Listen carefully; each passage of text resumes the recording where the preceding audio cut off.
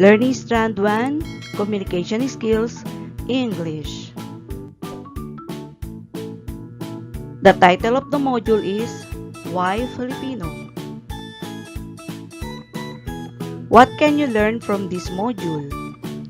After studying this module, you should be able to explain the importance of a national language for a country such as the Philippines. 2. Discuss the selection and development of Filipino as our national language. And 3. Explain the significance of English and of local dialects. A national language is very important for a country such as the Philippines. But what about the local dialect that you use to communicate with your family, neighbors, and friends?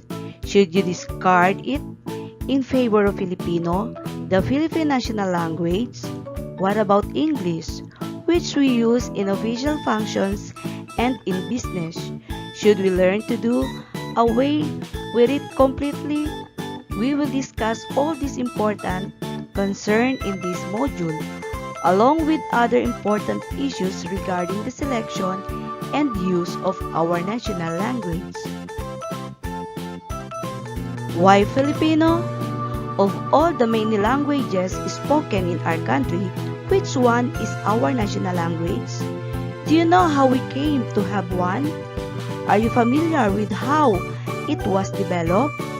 Are you aware of the many issues surrounding its development and use? Now that you know how important a national language is for a country and its people, it is time to discuss our very own national language. After studying this lesson, you should be able to confidently answer yes to the question above. Ready? Okay, let's begin. Let's read. One day, I overheard 3 kids from my neighborhood, Paulo, Sheila, and Dennis, arguing about the Philippine national language. This is how their discussion went. It's Filipino. No, it's Tagalog. You're both wrong. It's Filipino. This is what Paulo had to say. Our national language is Filipino. It's in the old textbook my mother gave me. I can show it to you if you want. It's Sheila's argument. I'm sure our national language is Tagalog. My brother read from a book which he said is written in the national language. It sounds just like Tagalog. But then he said, Hay nako, what fools! The national language of the Philippines is Filipino. Everyone knows that.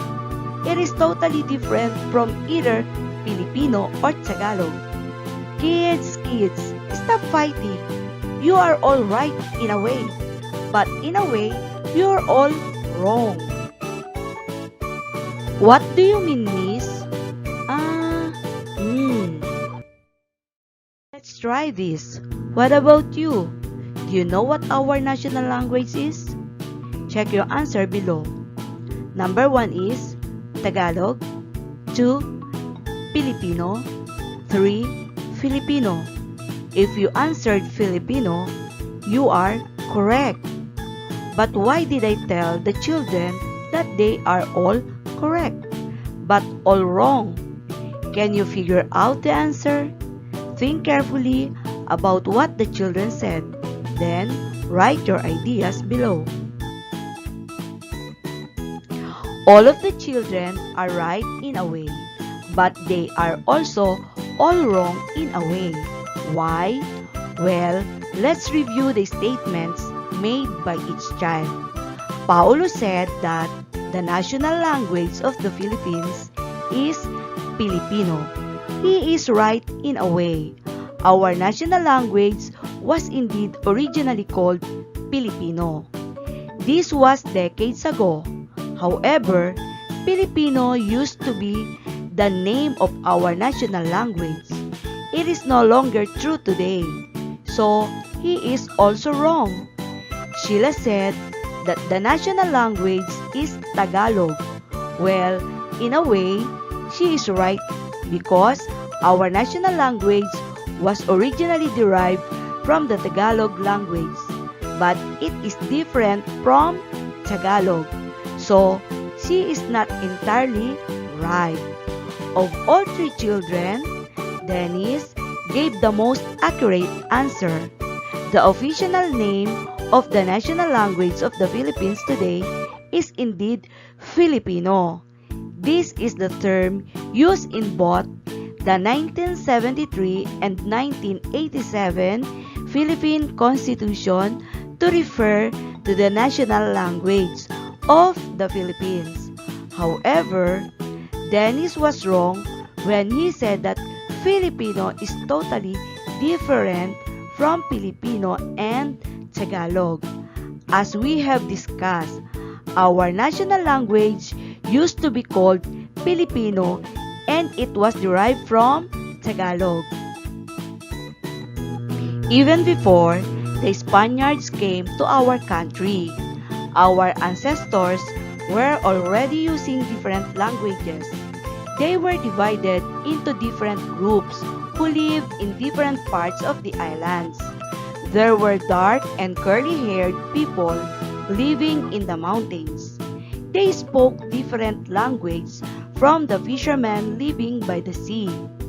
There were also farmers in different islands who spoke different languages.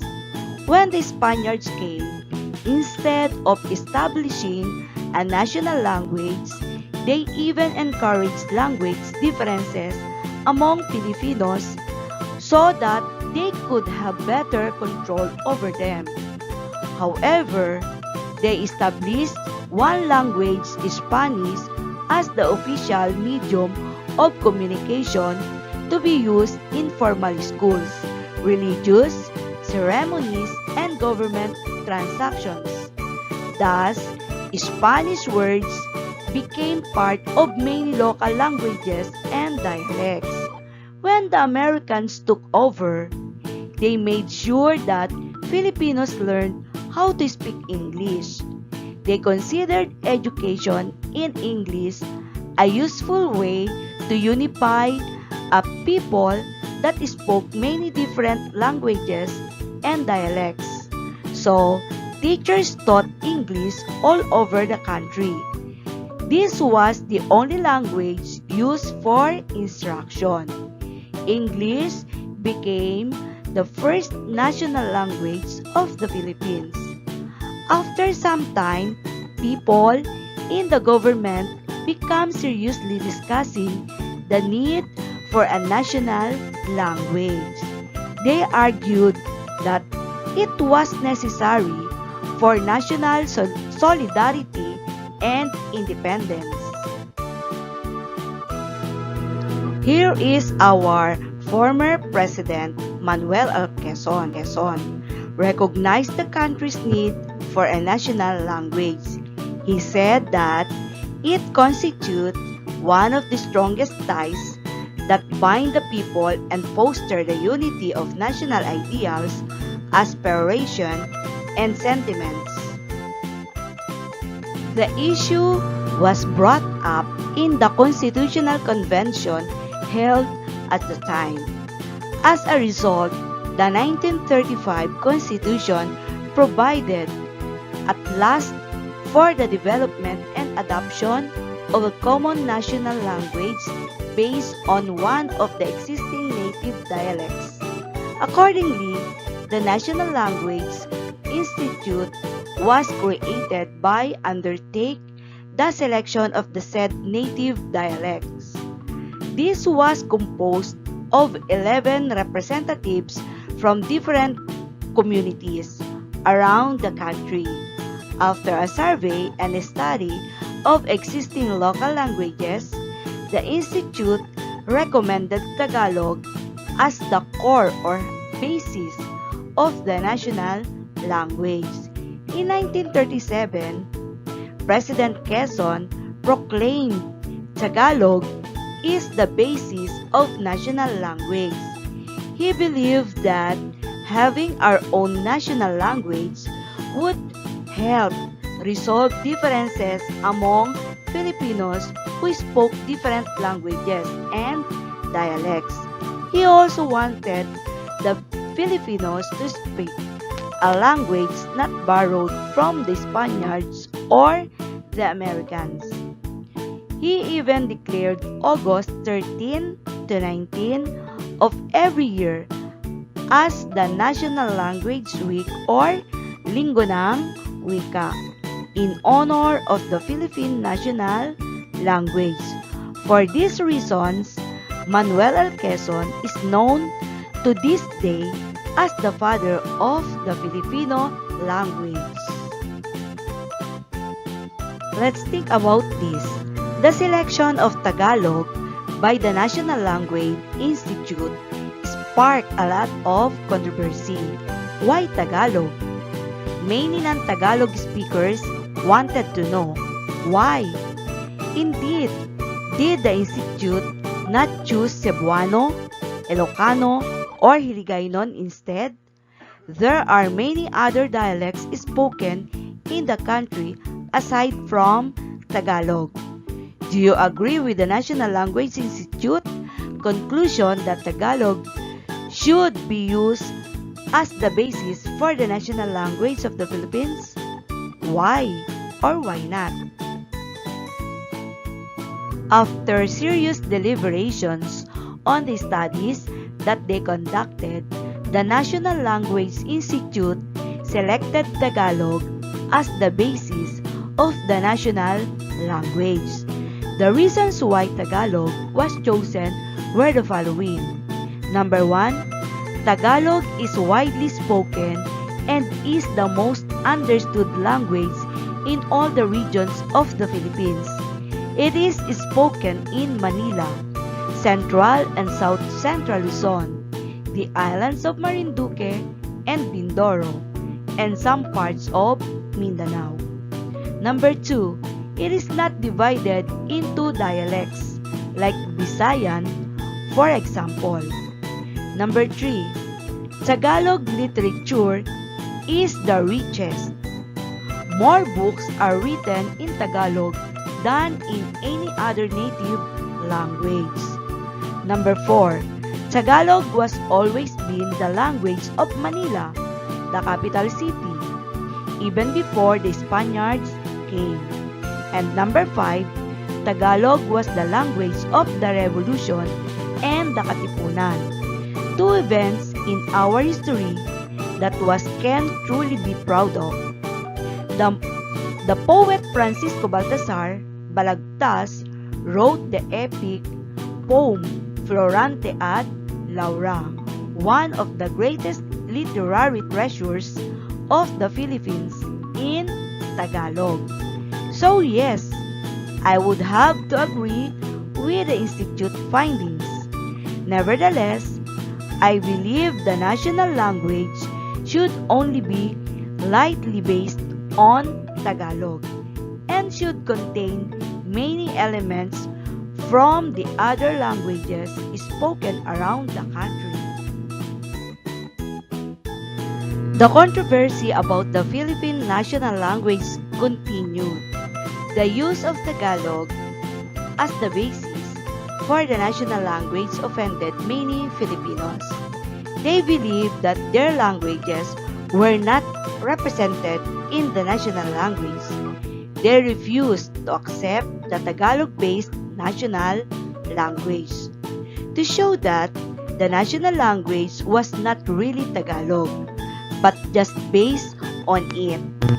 It was named Filipino in 1959. Filipino was gradually introduced as the medium of instruction all over the country. Filipino children were made to study both Filipino and English and were taught all their lessons in these two languages. This was called the bilingual education policy. Bilingual means two languages, but many Filipinos still would not accept Filipino. Do you know why? Look at the following words. Salumpwet, salipawpaw, sipnayan, salongsuso. Do you know what these words mean? Write your answers in the blanks. Here are their meanings. Salumpwet means chair. Salipawpaw means airplane. Sipnayan means mathematics. Salongsuso means brazier. Can you imagine using these words in your daily conversations? Have you ever heard somebody say in ordinary speech, binigyan ako ng salumpwet sa salipawpaw upang mag-aral ng sipnayan? Can you imagine a mother saying to her young daughter, Iha, kailangan mo nang magsuot ng salungsuso. Many people found these words funny and ridiculous. Filipino became very artificial because many new words were created to be included in it that nobody really wanted to use. Furthermore, many people protested that it was still very similar to Tagalog. To solve a problem, a new language was proposed. This time, it would still be based mainly on Tagalog, but it would include many elements from the different local and foreign languages spoken in the Philippines. The 1973 Constitution stated that the new language to be called Filipino should be developed and eventually adopted as the common national language of the Philippines. Meanwhile, Filipino and English would remain the official languages of the country. Finally, in 1987, it was declared in the Constitution that the national language of the Philippines is Filipino. As it evolves, it shall be further developed and enriched on the basis of existing Philippine and other languages. Filipino was to be used in all official communications. It would also be the medium of instruction in schools. It would serve as an instrument of unity and peace for national progress. Assigned to look after development of Filipino is the Commission on the Filipino Language, Komisyon sa Wikang Filipino. The Commission is mandated to undertake, coordinate, and promote research for the development, propagation, and preservation of Filipino and other Philippine languages. On July 15, 1997, President Fidel V. Ramos declared August of every year as National Language Month. He chose August because President Manuel L. Quezon considered the father of national language was born on August 19. Do you think that more Filipinos are using or are able to speak our wikang pambansa today? What is your basis for your answer? Write your answers below. A study was undertaken by Xavier University on which Philippine language was most widely used by Filipinos throughout the years. It clearly indicates that from 1960 to 1990, the number of those who were using Filipino as a language increased more than that of those using other Philippine languages. The study shows that Filipino is becoming effective as a national language. It is being patronized by the people. In fact, a 1989 NSO survey revealed that 92% of Filipinos were at last or were at least able to speak the wikang pambansa, thus effectively establishing Filipino as the national language of the Philippines. Let's see what have you learned. Put a check mark on the line before the correct answer. Number 1. Even before the Spaniards came, our ancestors were already speaking a common language. Is it correct or incorrect? What is your answer? Incorrect, because our ancestors were already using different languages. Number 2. The first national language of the Philippines was Tagalog, Filipino, Filipino, none of the above. What is your answer? None of the above, because English is the national language of the Philippines when the Americans took over, and they made that Filipinos learn how to speak English. Number 3. Filipino was not accepted by many Filipinos because blank, it was still mostly Tagalog based and contained many blank artificial words that nobody wanted to use. Blank, both of the above. The first and second statements was based on a foreign language. What is your answer? Both of the above, because the first and the second statement, it was based on the foreign language. Number 4. The blank constitution proclaimed Filipino the official national language of the Philippines. Is it 1935, 1973, 1987, and 1945? What is your answer? 1987. And the last number, number 5. Filipino was created in 1987 and is now fully developed language. Is it correct or incorrect? What is your answer? Incorrect, because Filipinos was made the official language of the Philippines in 1987. It was not created then. As it is still in the process and development up to the present. Let's remember, the first national language of the Philippines was English. The new national language was developed in the 1930s, but because it was based on Tagalog, many non-Tagalog speakers did not accept it. President Mhanel helped bring about the development of the new language that would be the official Philippine national language.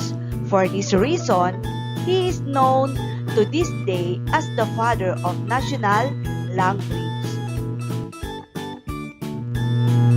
The national language was named Filipino in 1959 in order to correct the misconception that it was really plain Tagalog. Many new words were coined for Filipino, but these were too difficult and artificial, and many people did not accept them. A new national language was conceived to be named Filipino. This was provided for in the 1973 Constitution. Meanwhile, English and Filipino remained the official language of the country. The new language, Filipino, was finally proclaimed as the official national language of the Philippines in the 1987 Constitution.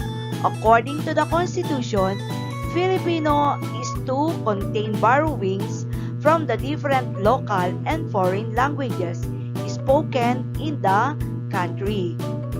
And study shows that So far, Filipino has been accepted, learned, and spoken by more and more Filipinos every year. And that's all for today. Have a great day, class.